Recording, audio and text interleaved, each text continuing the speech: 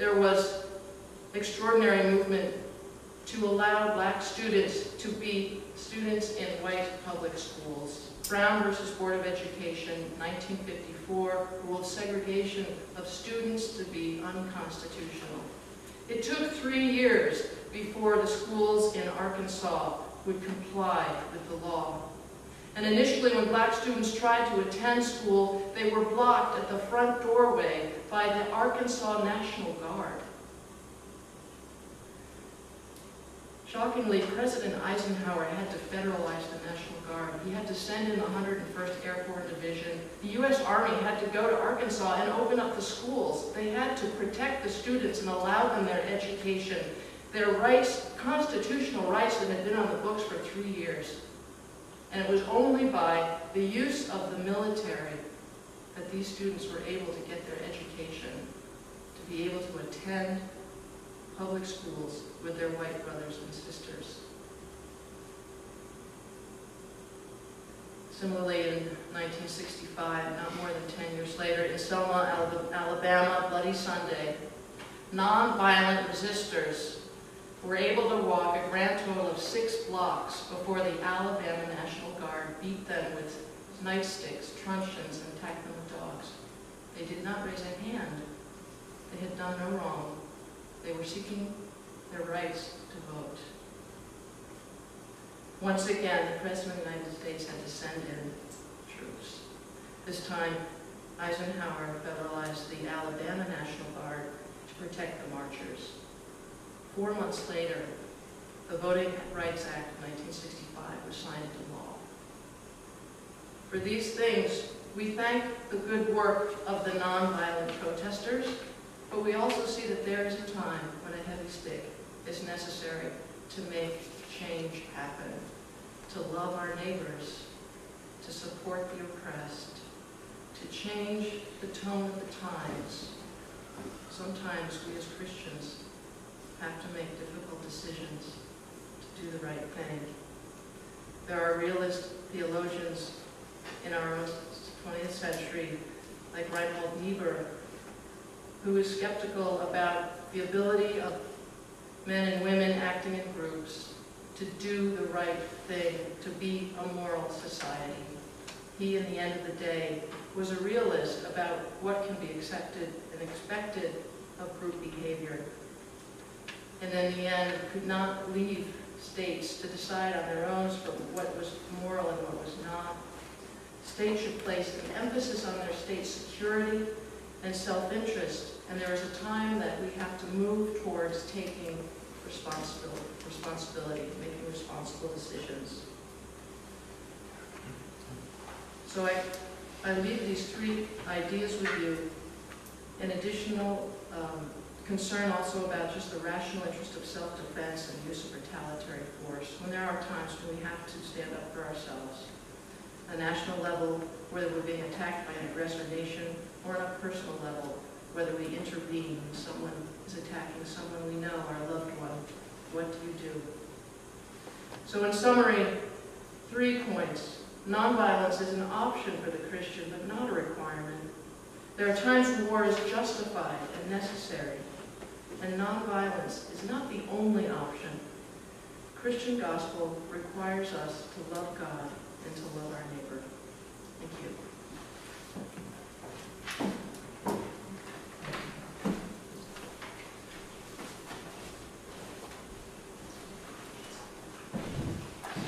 Thank you, Ellen. We listen to Ellen speak. We listen to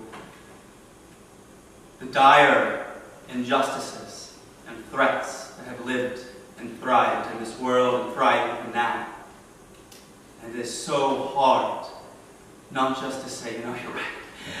I know Jesus says turn the other cheek, but God, it's that person is a victim and needs to be defended. I care about that person, and I want to love that person, and I don't know how to do that except through violence. Problem is that just war theory would use the standards of this world to critique Jesus.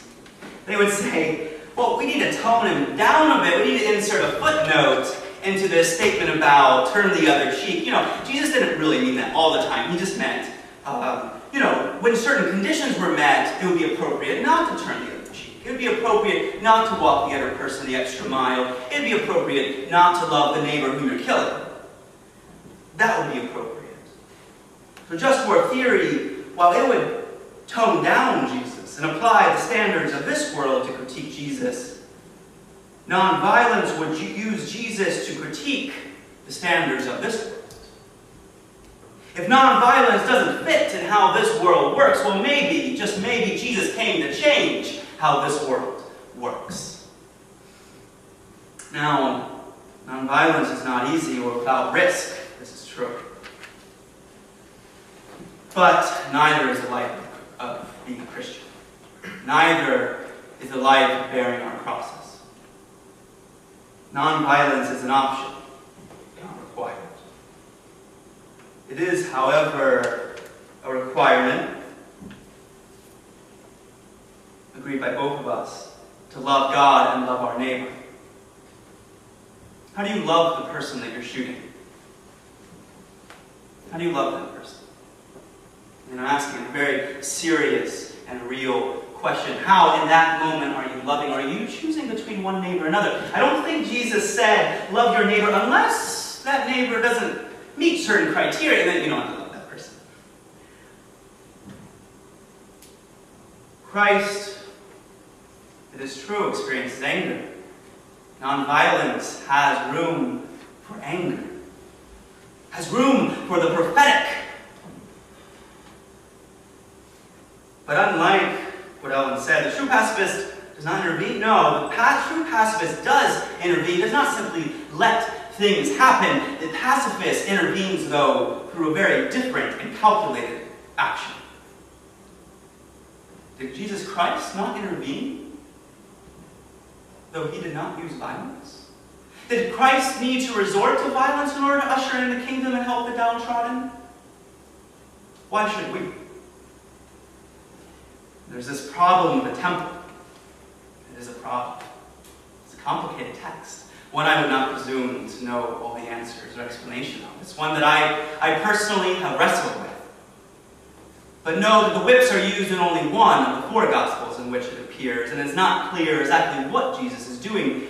However, in Luke, interestingly, immediately before this scene, Jesus weeps over Jerusalem, wishing that the people had recognized the thing, and this is a quote, the things that make for peace, and lamenting the destruction that they are bringing upon themselves, because they, quote, do not know the things that make for peace. I contend that the temple scene can be understood as a radical demonstration of nonviolent active resistance, of a protest, of indignant prophecy. Yes, we intervene. Yes, we call out injustice. Yes, we stand against it, but we stand against it on Jesus' terms. We stand against it on God's terms.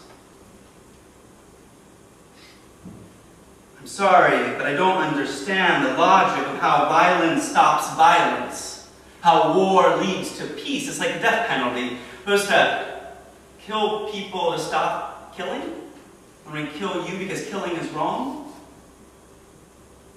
Well, empires, like the Roman Empire, the one that executed Jesus, used that same logic. Well, we need to maintain peace. And that is why we exercise calm and calculated police control over our states. And so, my question is just war actually the more practical?